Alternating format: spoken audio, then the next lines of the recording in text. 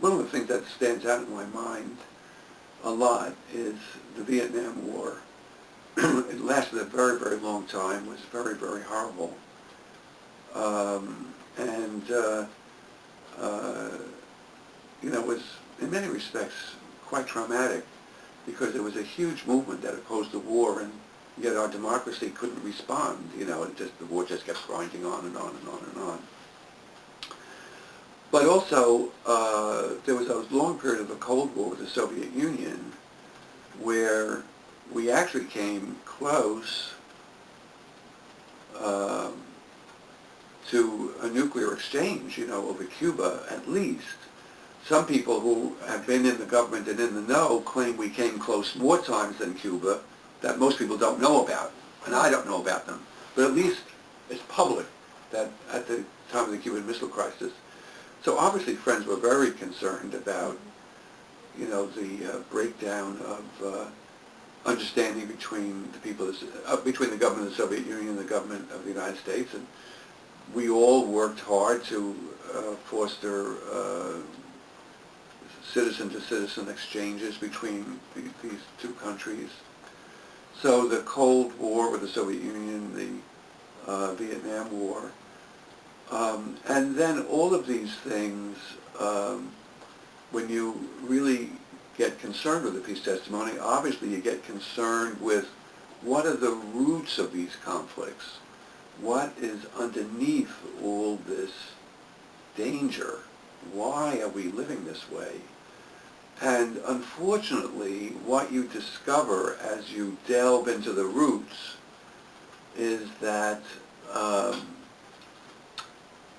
things are not so simple.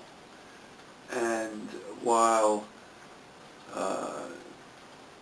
no friend who's a pacifist is ever going to sympathize with terrorism or with bomb throwing or with any of that, what you become aware of is that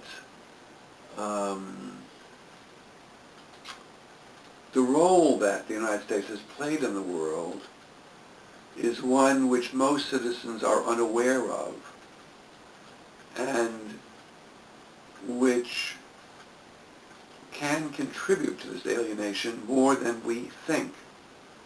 So while not ever condoning a violent response to American foreign policy, one does become aware that a lot of American foreign policy is quite problematic. Now, when I was speaking at Crosslands the other night, when you heard, I mentioned the situation in Guatemala, the situation in Iran, and the situation in Colombia. I just had an email from a friend of mine who's recently been to Cuba, another sad story of,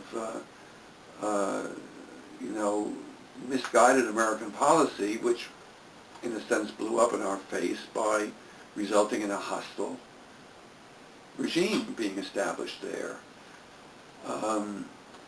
I have a good friend who's from the Philippines, and I've been to the Philippines twice.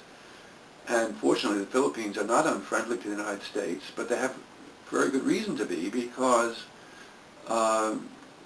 they were on a path to independence during the Spanish-American War, and as a result of the Spanish-American War, we took them over and didn't let them become independent. And so there's a lot of stories like that where the American people were really aware of the way our policies impact on foreign peoples. We just have a much different foreign policy and a lot less hostility and aggression in the world, is my view. So that's how the peace testimony impacts upon me. It makes you look at the roots of things, and it makes you find out things that a lot of other people don't know, and it makes you realize that by the time a war is breaking out, as Gandhi said, all the opportunities to prevent the war have been let slip by.